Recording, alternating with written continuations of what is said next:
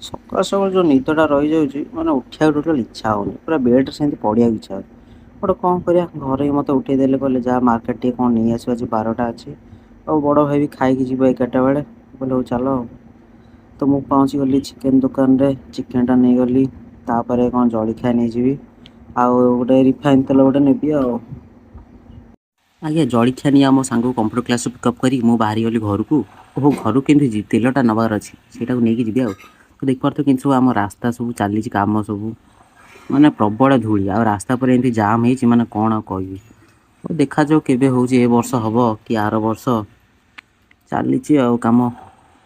ତାପରେ ମୁଁ ପହଞ୍ଚିଗଲି ସଉଦା ଦୋକାନରୁ, ଆଉ ଏଠୁ ନେବି ତେଲ। ଆରେ ହଁ ରେ, ତେଲରୁ ମନେ ପଡ଼ିଲା, ମୋତେ ଘରେ କହିଲେ ଜଲ୍ଦି ଆସିବୁ, କରିବୁ ପୁଣି ଚିକେନ୍ ଝୋଳ। ଏଇରେ ହେଇରେ ନାମ ନେଲିଲୋ, ଆଜି ପ୍ରବଳ ଶୁଣିବି।